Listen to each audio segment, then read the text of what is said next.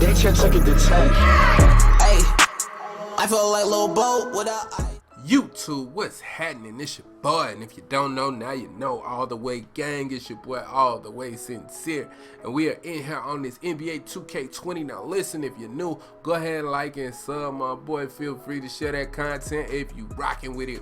We on our way to 5K, bro. Soon as we hit 5K, we'll do another raffle giveaway on my channel. We'll give away a $50 PSN code or Xbox code. All you need to do to participate is make sure you sub to my channel. With that being said, let's get straight to it. Now, I know I have a lot of people on my channel that are subscribed for NBA Live or Madden, things like that, and I've been uploading a lot of 2K content, so it's been having a lot of people switch over to 2K and, you know, kind of get that itch to want to play the game again. So I have had questions about, like, if we haven't played 2K in a little while and I want to make some builds, I don't know where to start. So I'm gonna look at a Playsharp. I had an actual request for a Playsharp and how to go about making a Playsharp. I don't think I've uploaded one. Now, first, what you want to do is make a point guard. After that, you want to go ahead and make your shooter right or left-handed. Now, I feel like a lot of people don't talk about this, but keep in mind your dribble pull-up is affected by your hand. Your animations will change as far as where they trigger and what parts of the floor depending on your hand. So you got to make sure you know if you want to be right-handed or left-handed.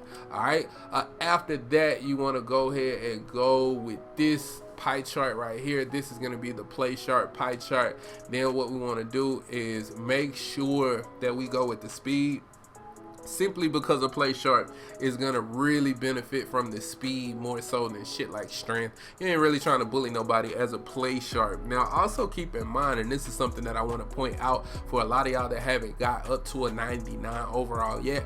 Once you get all the way up to 99.9 to your physicals, if you win an NBA championship in your my career, you get a +4 to all of your physicals. So, like, say you kept this build the same height, your potential is a 94 speed, but when you go from 95 to 99 as far as your overall grind, you get another +4, so that totals up to be a +8.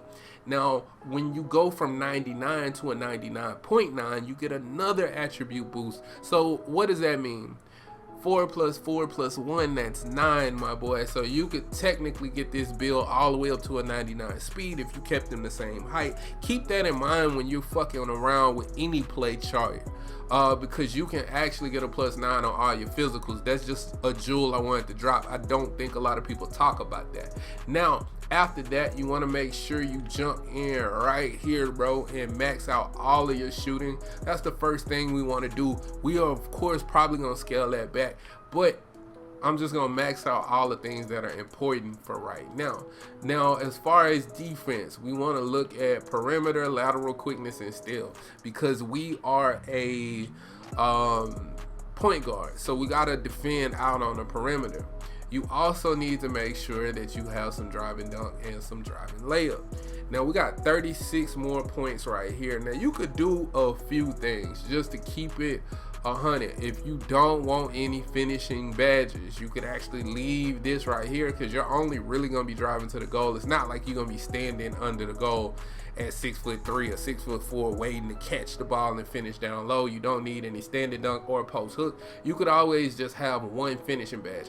I do not ever like having shit like that, because I don't really think that's productive. Same thing with your defense. You need some defensive badges, bro. So you could technically boost up some other things on your player so you can get some other attributes if you want.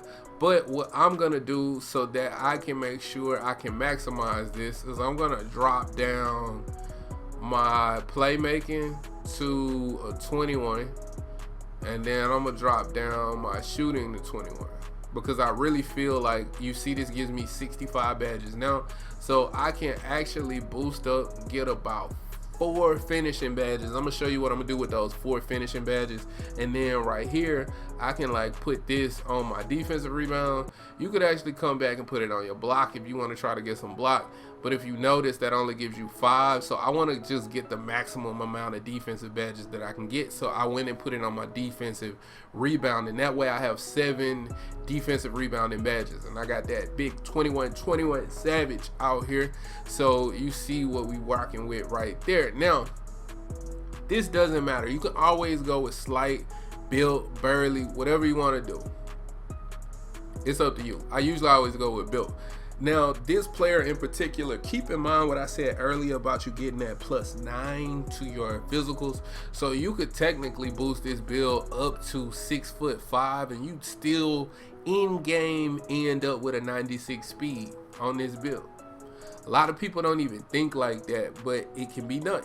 So that's the reason why I'm gonna go with 6'5", because you got a lot of slashing playmakers, you got a lot of two-way slashing playmakers that's gonna be 6'5". You don't want them to be taller than you, so I feel like this makes the most sense. Now I'm gonna just drop my weight all the way down. That way I get some acceleration. Remember, we get that +9, so we'll have a 96 speed, 99 acceleration on the end game on this player, 79 vertical as well, so we'll be able to jump a little bit.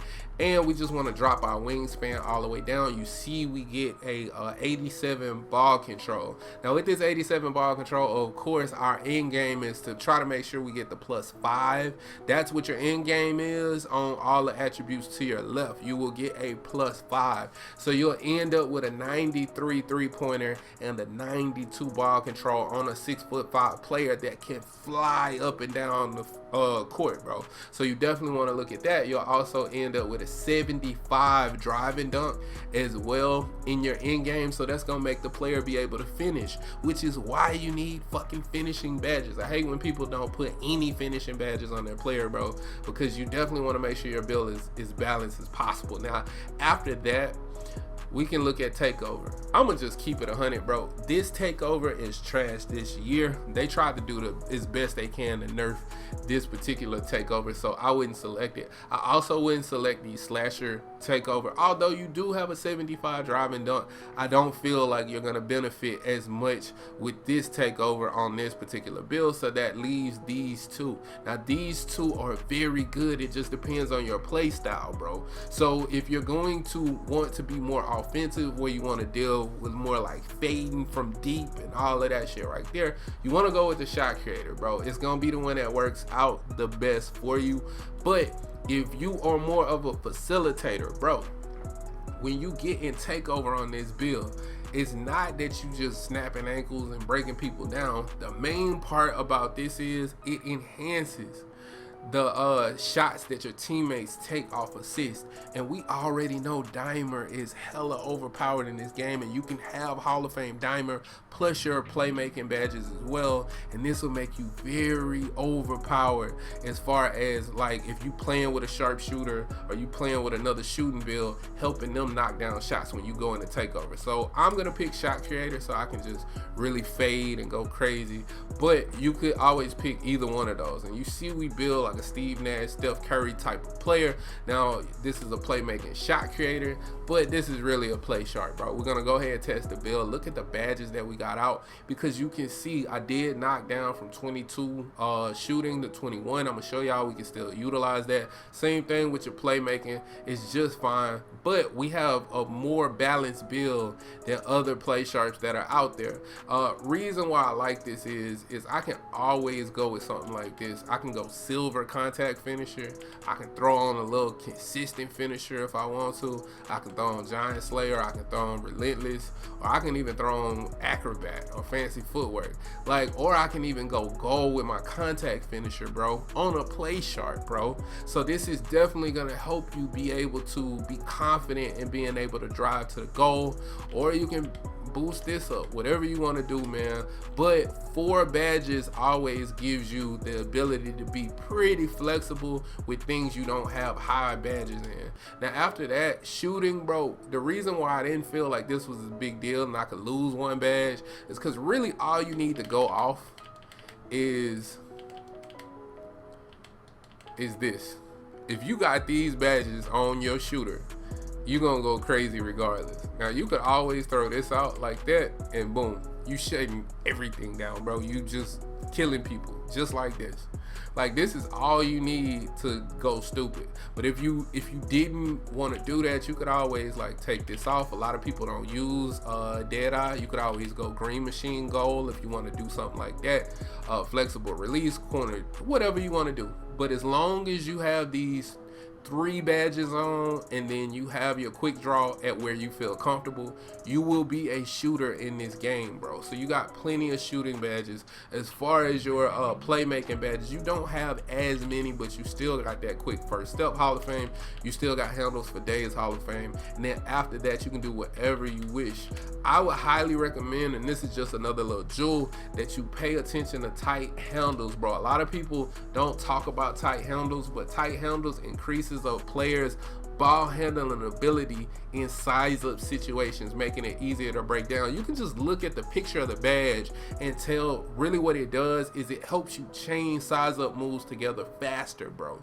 So if you don't have this particular badge on, like, you sleeping, because it makes your build dribble quicker. After that, then you can always go with Space Creator, and then like I said, you can go with your Dimer Hall of Fame like that.